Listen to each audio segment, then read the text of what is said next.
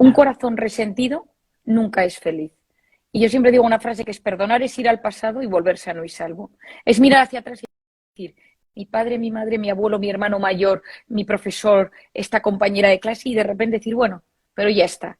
Cuando uno mira hacia atrás y escuece, si escueces, porque sigue haciendo daño a día de hoy. Si yo tenía una madre que no notaba que me quería, un padre que estaba siempre fuera, porque uno puede tener padres ausentes, pero sentirte querido.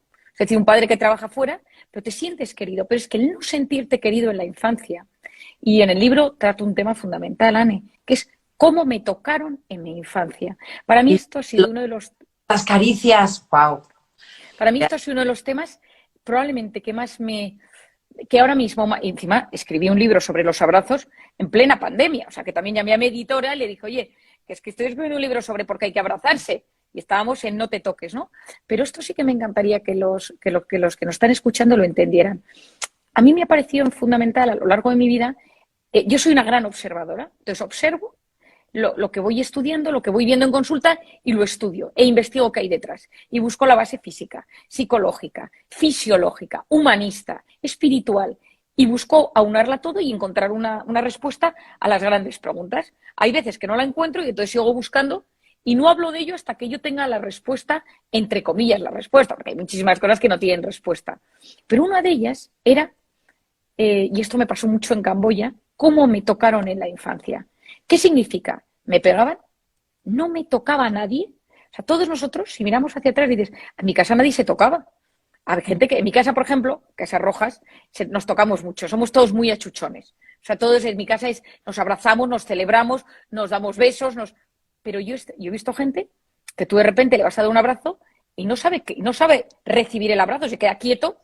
Y entonces yo le decía, oye, déjate abrazar, que en mi casa no se abraza. Entonces yo Yo decía, aquí te confieso, Marian, que yo he sido poco tocona y, bueno, hemos sido de abrazar, pero así que tocar, y esto lo he aprendido. Es más, ahora necesito abrazar y tocar, pero no estaba acostumbrada yo a... ay, no estabas...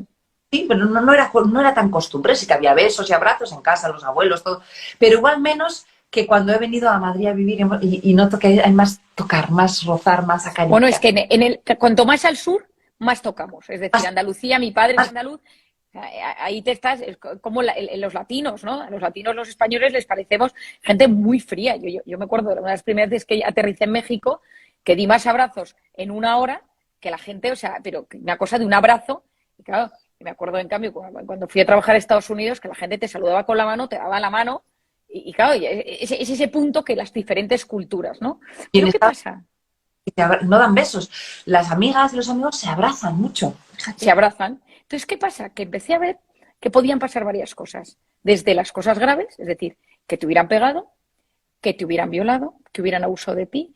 En la violación, como soy una gran, no diría experta, porque experta no soy en nada, pero llevo muchos años dedicada al tema del abuso sexual. Entonces, todo el tema del tacto lo empecé por el abuso sexual. Es decir, si me han tocado feo, cómo eso me influye a la hora de recibir que me toquen, ¿no?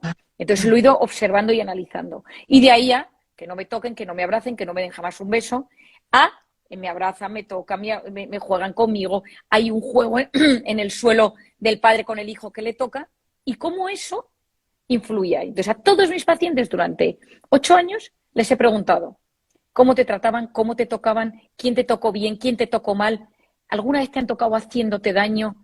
Y entonces fui viendo la evolución y vi que había un patrón común.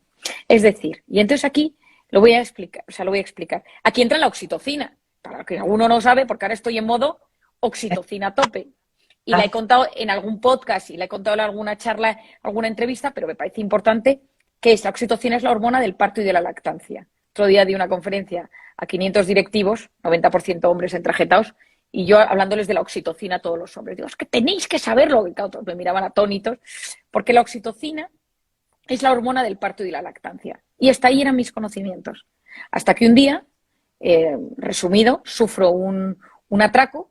Yo estaba en plena lactancia de mi tercer hijo, sufro un atraco, me da un ataque de ansiedad, voy corriendo, me vuelvo corriendo para casa y al pequeñín le tocaba comer. Entonces me lo puse al pecho y estaba súper angustiada y a los 2 minutos me relajé.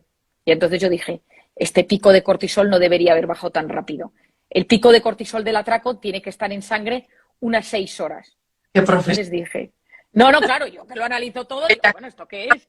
A ver. Y entonces dije, no he hecho ninguna técnica de respiración, no me he tomado ni una tila, no me he tomado medicación, por supuesto. Y entonces dije, lo único que he hecho es darle el pecho a mi hijo.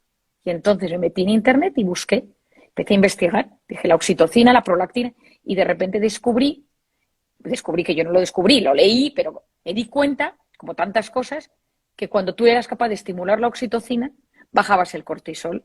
Y entonces yo dije, tengo que investigar todas las maneras que existen hoy en día para bajar el cortisol y estimular la oxitocina.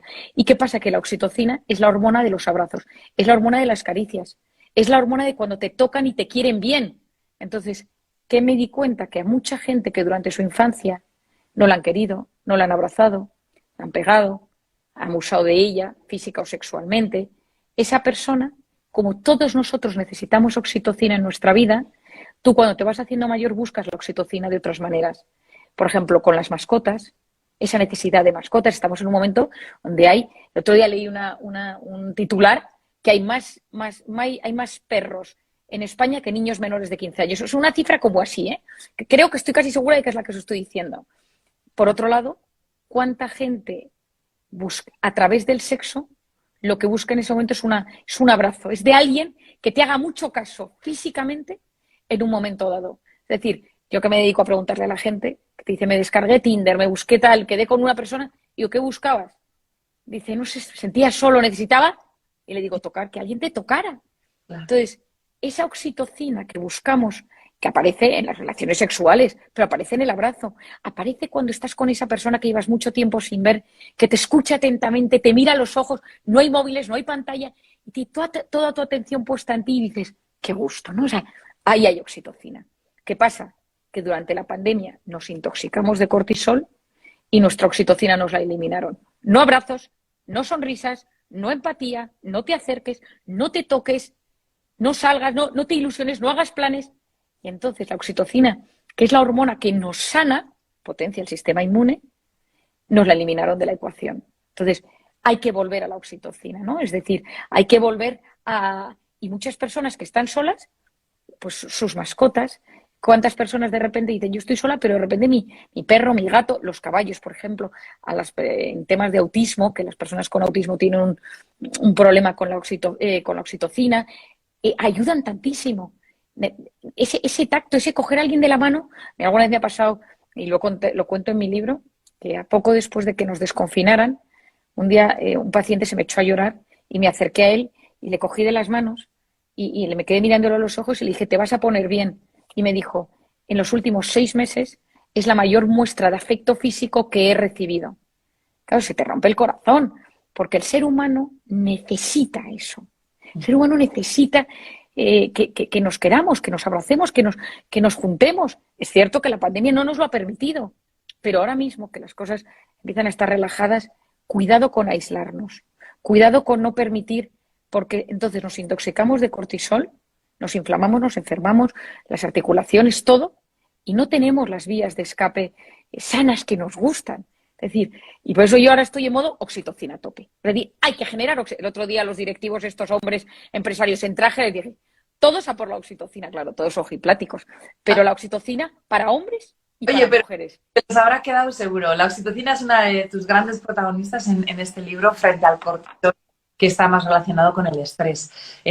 Me gusta mucho recordar a las personas la relación que hay entre mente y cuerpo y cómo afecta muchísimo en nuestra salud la gestión de nuestras emociones y de nuestros pensamientos. Pero si viene de la boca o del mensaje de una profesional, parece que todos nos lo queremos mejor, ¿no? Cuéntanos hasta qué punto es importante regular nuestro estrés, cómo podemos identificar picos fuertes en nuestro cuerpo, cómo podemos detectar esa luz roja que dice, cuidado, que te viene algo fuerte, porque a veces aguantamos y cuando nos relajamos es cuando nos da el golpe a nivel físico o emocional, ¿no? Cuéntanos un poco cuánto de... Sí. Bueno, yo me encantaría que esto se estudiara en los colegios, o sea, se dijeran las noticias, se transmitiera en las universidades, porque mi sensación es que cuando uno se conoce y conoce cómo funcionan, ahora tenemos nociones básicas del organismo y cada vez avanzamos más.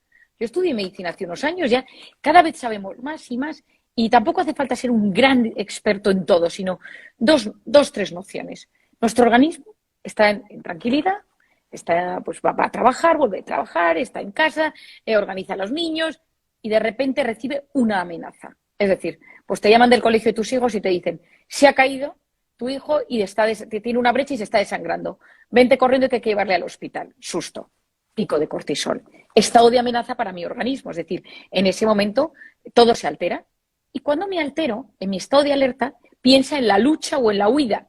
Y entonces empiezo con taquicardias, taquipnea, meto oxígeno. ¿Por qué? Para que haya oxígeno en la sangre y para que mi musculatura se pueda poner en marcha y poder correr, huir, lo que haga falta, ¿no? Y en esos momentos la sangre y mi organismo deja de funcionar las zonas que no necesito. Por ejemplo, el pelo. No es el momento de tener el pelo limpísimo. Entonces, en ese momento, o la piel. De repente, o sea, hay órganos de mi cuerpo que dicen, mira, en un momento de batalla, tú no necesitas esto. Si tú estás en las trincheras, en plena guerra y están los misiles, pues el pelo da igual y te quedas calvo, se te cae el pelo. Momento de estrés, se te cae el pelo. Entonces, todo tu organismo se pone en marcha para poder luchar. Y eso es gracias al cortisol. El cortisol es una hormona cíclica. Por las noches es bajita, a lo largo de la noche sube hasta las 8 de la mañana, que tiene su pico más alto y luego vuelve a bajar. Pero cuando yo vivo intoxicado de cortisol, por algo que me preocupa, y si me contagio de coronavirus, y si mis padres tienen cáncer, y si mi hijo está en las drogas, y si me quedo sin trabajo, y si no llego a fin de mes, y si me enfermo, y si me pasa esto, y si, bueno, pues lo que todos sabemos, y esto es el gran quid de la vida, es que nuestro organismo activa el modo alerta por algo real o por algo imaginario. No, Es decir, distingue no entre distingue.